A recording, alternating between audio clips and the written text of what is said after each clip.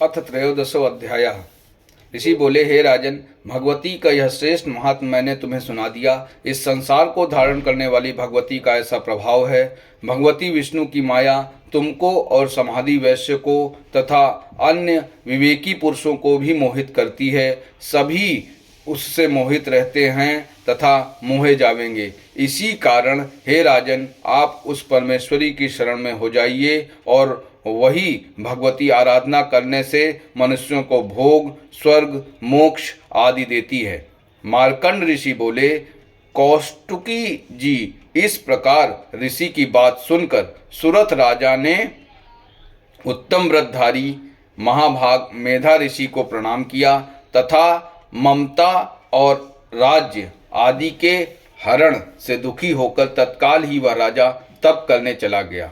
वह वैश्य भी नदी के समीप जाकर भगवती के दर्शनार्थ देवी के सूक्त का जप करने लगा और फिर राजा तथा वैश्य दोनों नदी के समीप मृत्तिका से देवी की मूर्ति बनाकर प्रतिदिन पुष्प, धूप और हवन तर्पण आदि से देवी की पूजा करने लगे। उन्होंने कुछ काल तक तो नियमित आहार और फिर निराहार तथा तन्मय और सम्मोहित मन होकर पूजा करने लगे। उन दोनों ने अपने शरीर से रक्त निकालकर बलि दी। इस प्रकार 3 वर्ष तक के संयम युक्त आराधना करने से संसार को धारण करने वाली चंडिका प्रकट होकर कहने लगी। देवी बोली, हे राजन और हे वैश्य, तुम दोनों मुझसे जो वरदान चाहो सो मांगो, मैं तुम पर प्रसन्न हूँ, जो चाहोगे वह दूंगी। मार्कंड ऋषि बोले, तदंतर राजा बोला कि मुझे अगले जन्म में अखंड राज्य मिले और इस जन्म में भी अपने बल से शत्रुओं के बल को नष्ट करके अपना राज्य प्राप्त करूं। वैश्य ने विरक्त हो यह मेरा और मैं का मोह और संग को नाश करने वाला ज्ञान मांगा। देवी बोली, हे राजन, अल्प काल में ही तुम अपने राज्य को प्राप्त करोगे।